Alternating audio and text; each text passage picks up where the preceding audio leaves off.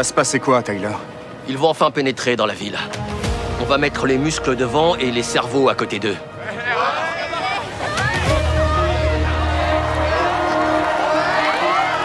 Bienvenue à Beast City! Le plus grand festival au monde! Trop bien! C'est une dinguerie! 3! Wouh! Je suis très contente et reconnaissante d'être là. Tellement heureuse d'avoir postulé. C'est une occasion qui se présentera qu'une fois. Jimmy, toi qui as grandi à Greenville, tu pensais un jour pouvoir construire ta propre ville ici? Non, franchement, j'ai une ville dans la ville maintenant.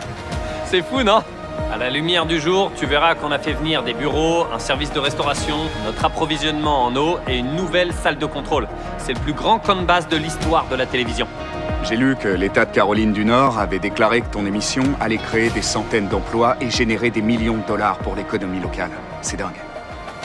Cette année, comme le thème est muscle contre cerveau, on a vraiment mis le paquet. Il y a une salle de sport là-bas, un coin cerveau avec des livres. Ouais, c'est un vrai Starbucks avec de vrais baristas. Même le Feastables Café est plus joli que l'année dernière. Les candidats sont censés passer un excellent moment. Le but, quand ils partent d'ici, c'est que ça leur manque. Qu'ils se disent qu'ils auraient pu vivre dans cette ville, genre pour toujours. On veut créer une utopie, un lieu où élaborer des stratégies et où ils se concentrent uniquement sur leur jeu. Je suis avec Steven, l'un des concepteurs de Beast City. Ça prend combien de mois pour construire tout ça? À peine moins de 2 mois de construction, en commençant par le terrassement et le béton. L'an dernier, on était plutôt sur une ville post-apocalyptique, et cette année, on est sur une utopie futuriste. On a donc pris des références dans les jeux vidéo et les films de science-fiction pour mettre en place l'ensemble des designs. Ils ont continué à évoluer un peu après la création, mais on devait respecter le budget, le concept et le design, puis se mettre au boulot. Comment vous avez réussi à optimiser votre budget et obtenir ce résultat avec moins d'argent? Eh ben, il y a plusieurs éléments qui nous ont aidés. D'abord, les tours de la saison dernière coûtaient super cher. Elles étaient incroyablement hautes. On devait pouvoir mettre 40 personnes à chaque niveau en même temps. Ça fait exploser le coût. Et un autre truc qui nous a vraiment aidés, c'est Lowe's. Merci à eux. Ils nous ont donné plein de matériaux, ce qui nous a permis d'étirer encore plus notre budget. 3, 2, 1... Ouvrez la porte! Je t'adore! Moi aussi, je t'adore. Ouais! Je t'adore. On va jouer au jeu le plus dingue que vous ayez jamais vu de votre vie. On se retrouve là-bas.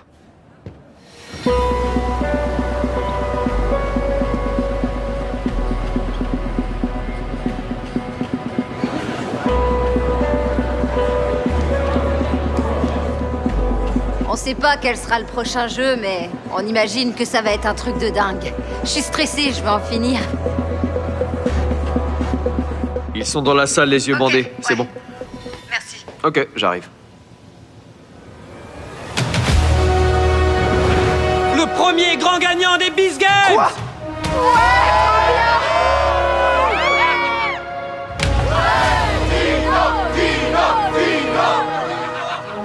10 millions de dollars!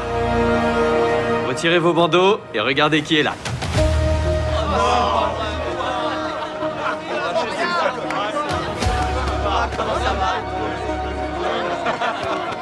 Je vous ai passé un coup de fil en vous demandant si vous voudriez potentiellement, peut-être, participer à la saison 2. Vous avez représenté le cœur du show de la saison 1, mais rien n'est garanti. La seule chose sûre pour l'instant, c'est que vous sortirez de cette pièce avec la possibilité de participer à la 2e saison des Beast Games.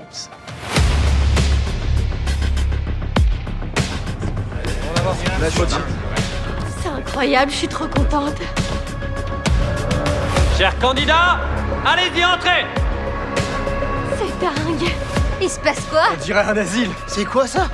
Jimmy va dire un truc du genre, vous avez sûrement espéré un pot de vin, on a encore soudoyé personne. Mais avant d'éliminer la moitié d'entre vous, j'ai une offre pour vous! Vigile, vous pouvez entrer! 10 vigiles vont arriver avec $1 million, 100 000 $ chacun.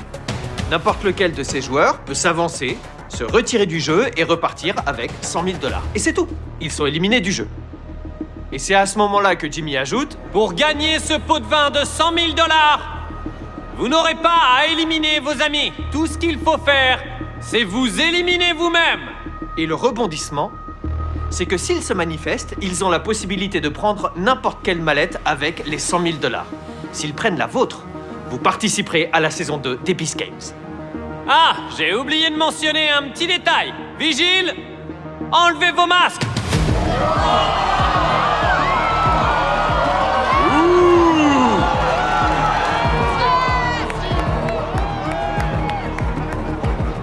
On a 10 des candidats les plus notoires de la saison 1. Et si vous acceptez leur pot de vin, ils prendront votre place dans le jeu. Je suis sûr et certain que quelqu'un va choisir Dino. Mon Dieu, c'est lui qui a lancé la pièce, on a besoin de lui. J'aimerais trop qu'on puisse tous participer et voir ce dont on est capable avec ces nouveaux candidats. Tu viens juste de gagner 100 000 $. Bon, il faut que tu choisisses lequel de ces 10 vétérans tu veux voir te remplacer. Dino, je crois que tu mérites une autre chance. Dino! Dino est officiellement de retour au Beast Games! Je fais revenir le vainqueur. Oh mon Dieu! Alors que Jeff a déjà gagné 10 millions de $. JC, veuille laisser un peu plus d'argent aux autres. JC, c'est bon ça. Je valide. Je pense que tout le monde a des préjugés sur tout le monde. Ils voient JC comme celui qui a volé 600 000 $ aux autres. Ouais. Du coup, ça va être intéressant de voir quelle est sa dynamique dans d'autres situations. Vas-y, c'est par là. Je savais que tu le prendrais. Je viens de gagner 100 000 $. On vient officiellement de donner $1 million. J'y crois pas, je vais pouvoir acheter une maison. Ça me fait un apport, je suis tellement reconnaissante. Je vais maintenant vous laisser la possibilité de choisir entre un jeu de balle, un jeu d'équilibre ou encore jouer à un jeu de bluff. Sinon, il vous reste la possibilité de choisir un jeu de bloc. On ne vous dira rien de plus à propos de ces jeux. Il y en a un qui va choisir bluff. C'est grâce à ces personnes-là que l'émission existe. Ils passent leur temps à prendre des notes. Ouais. Elle vient d'écrire une note comme quoi un candidat pense que les pictogrammes ne représentent pas vraiment le mini-jeu. Et un monteur peut éventuellement utiliser cette information plus tard si nécessaire. Par exemple, s'ils veulent trouver quelqu'un qui remet en question la nature des jeux, ils peuvent chercher dans leurs notes et ensuite insérer l'extrait. C'est intéressant que Jeff ait déjà une petite bande qui gravite autour de lui. Ils se rassemblent autour du gagnant comme si c'était Dieu. Beaucoup de muscles attendent de voir ce que font les autres. Les cerveaux s'avancent et les muscles restent en retrait. Vous choisissez quoi alors? Il y a du monde pour les blocs. Intéressant. 3, 2, 1, prenez une décision! Ils ont tous choisi. On va pouvoir bientôt commencer à jouer. C'est tout bon, Russ? Je peux envoyer Jimmy? Tu peux y aller, Jimmy. Il est temps de lancer le premier jeu. Les règles sont simples. Vous allez faire une partie de balle aux prisonniers à 18 jusqu'à ce que vous ne soyez plus que 9. Les règles sont les suivantes. Vous n'aurez pas le droit de lancer la balle tant que la lumière de la pièce sera rouge. La lumière restera rouge pendant seulement 10 secondes. Pendant ce court laps de temps, vous devrez impérativement lancer votre balle. Le premier round a commencé. Allez vite, vite, vite! Réfléchissez bien, les gars. Oh! Viens avec moi, regarde ça. Tous les gens que t'as là, ils ont pour mission d'examiner les angles de caméra, d'analyser les gestes des candidats. Absolument tout le monde ici épluche chaque image méticuleusement. On a vraiment l'impression que la balle l'a touché au niveau de la tête au moment où il s'est retourné. Mais si on regarde cet angle-là, on voit bien qu'elle est passée juste à côté de lui. Eh, vous deux, vos balles se sont rentrées dedans dans les airs. Donc Yvonne et Eddie sont éliminés. Oh, oh! Il a marché! Il a marché sur la ligne! Quelqu'un s'est fait toucher. Pour l'instant, non, toujours pas. Oh, quelle galère. Ça doit pas être suffisamment clair.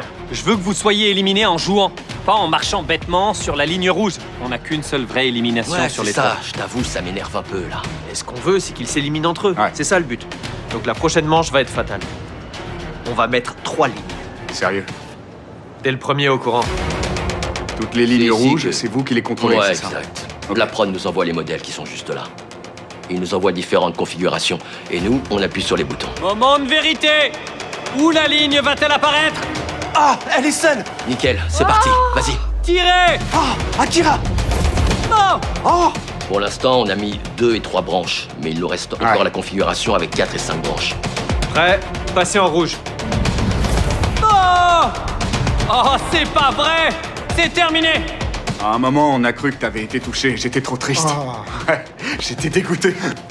On se voit à Beast City. Ouais. T'arrives toujours à t'en sortir. Ouais.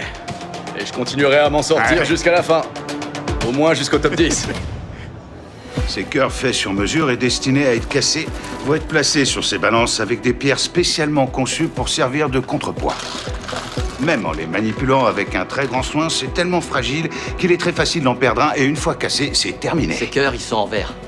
Alors faites très attention. C'est le meilleur jeu d'équilibre jamais vu à la télé. Ouais, ça va être cool. De tous les jeux, c'est celui-ci que je préfère. Ces objets sont extrêmement sensibles. Au moindre petit choc, quand ils tomberont, on estime que 50 voire 60% du cœur se brisera. Non seulement il y a que très peu de cœurs renfermant ces espèces de petits rubis, mais s'ils se cassent, il faut compter près de 45 minutes pour nettoyer les débris, ce qui peut engendrer pas mal de retard. 3, 2, 1, tirez la tige vers vous et levez-la bien en l'air. Oh non! Parmi tous les jeux qu'on a dans le 2e épisode, c'est probablement celui que j'appréhende le plus. En gros, ce que je voulais, c'était avoir un jeu qui serait parfaitement équilibré tant pour des gens forts que pour des gens intelligents. Quelqu'un de fort peut prendre un cœur, le sous-peser et se dire « Ok, je sais ce que ça représente de soulever 9 kilos ».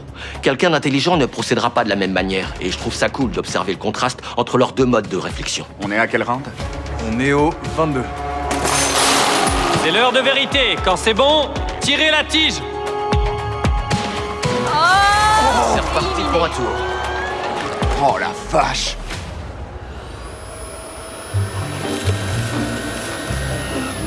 J'aspire les petits bouts de verre de l'épreuve précédente. Besoin d'un autre coup de main? Vous avez choisi un jeu de bluff. Ça signifie que vous êtes prêt à mentir aux autres candidats. C'est justement là tout l'intérêt de ce jeu. Ouvrez la porte! J'ai vraiment besoin de remporter cette épreuve. Plus que n'importe qui d'autre dans cette pièce. Si je ressors pas d'ici, que je perds ce jeu et que Monica gagne, je vous le dis, celui ou celle qui m'aura éliminé va passer un sale quart d'heure.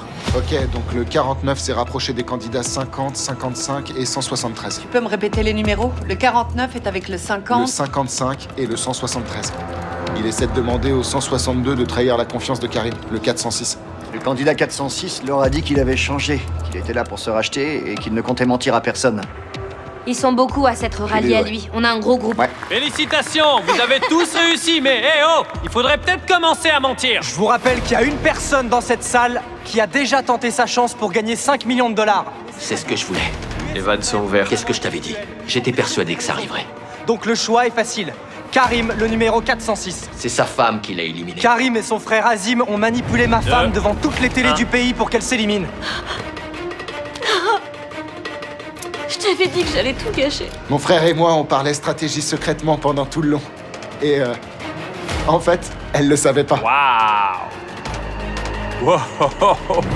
Jessie, t'es jaune. Jessie, et je suis quoi? J'ai quelle couleur? Tyler! Plus que 3 secondes. Ils veulent pas lui dire la couleur de son aimant, c'est fou. C'est fini. Retournez-vous, les bleus. Ah, le pauvre, franchement, il me fait de la peine. Ne dis pas n'importe quoi. Si, je te Je jure. suis désolé, Karim. T'avais du rouge derrière la tête. Tu es éliminé. Karim est dans la pièce juste derrière moi. Et je crois bien que j'avais jamais vu une chose aussi cruelle. J'étais trop content que Jimmy lui offre une seconde chance. Et j'avais hâte qu'il montre aux gens qu'il était devenu quelqu'un de meilleur. Mais c'est raté. Ça va? Ça va tranquille. Et toi alors, ça va? Comment est-ce que t'as réagi sur le moment? Je suis originaire d'Égypte. On est des émigrés, donc toute ma vie, j'ai rencontré pas mal de difficultés. Disons que c'est quelque chose que je connais bien, mais ça n'a jamais été lié à qui j'étais, à ma personnalité, et honnêtement, j'ai beaucoup de mal à l'accepter, parce que je suis vraiment pas comme ça. Et ça me touche beaucoup. Cette saison a particulièrement été difficile, parce que j'ai toujours été dans une position délicate, j'ai toujours été désavantagé, et j'ai dû essayer de montrer aux gens que je méritais ma place dans cette compétition, que je faisais ce que je pouvais. C'est dommage que ce soit fini de cette manière. J'ai été éliminé plus vite que ce que je pensais. Il est maintenant temps de passer au dernier jeu. En réalité, on va devoir retourner à Beast City pour jouer à une version 50 fois plus grande du jeu des blocs.